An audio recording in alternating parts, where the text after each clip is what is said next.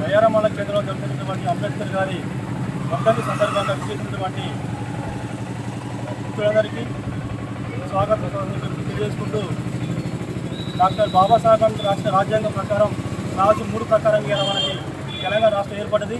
తెలంగాణ రాష్ట్రం వచ్చిన తర్వాత మూడోసారి ఎన్నికలు జరిగినాయి.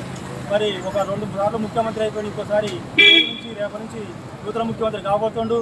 మనం మొన్నటి దాకా ఆ పార్టీ ఈ పార్టీ జెండా పార్టీ తిరిగినటువంటి వాళ్ళం ఈ రోజు అంబేద్కర్ రాసినటువంటి రాజ్యాంగం ఉన్నటువంటి ఓటు హక్కున్నటువంటి వినియోగించుకున్న క్రమాలు కనీసం ఇక్కడ డాక్టర్ బాబా అంబేద్కర్ వర్ధంతి రోజు ఆ నాయకులు వెళ్ళిపోయారో, ఆ రాజకీయ పార్టీ నాయకులు వెళ్ళిపోయారో, మరి దీన్ని పసిగట్టి అంబేద్కర్ సిద్ధాంతాన్ని మనం ముందుకు తీసుకోవాలని చెప్పేసి అంతేలే కానీ మాకు ఆ పార్టీ ఈ పార్టీ ఏదో దానికి జందల పాటు కొట్టకుండా మనం నిజమైన తెలంగాణ వారసుల బిడ్డగా లేకపోతే నిజంగా అంబేద్కర్ వారసులంగా మనం ఇట్లా నిక్కచ్చుకుంటే మాత్రానికి అంబేద్కర్ ఆశయం నిలబడడం కోసం అంబేద్కర్ కళలు అనేటువంటి రాజ్యాంగం మనం నిర్మించుకోవడం కోసం మనకి ఇబ్బంది లేదు.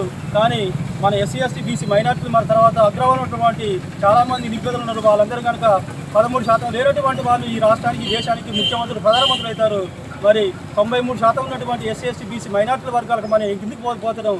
అగ్రకులాలు ఉన్నటువంటి వాళ్ళు వేసుకుని కనీసం వార్డు మెంబర్ కూడా కాదు, సర్పంచ్ కూడా కానిటువంటి వాళ్ళు ఈ దేశాన్ని రాష్ట్రానికి ముఖ్యమంత్రి వెళ్తారు.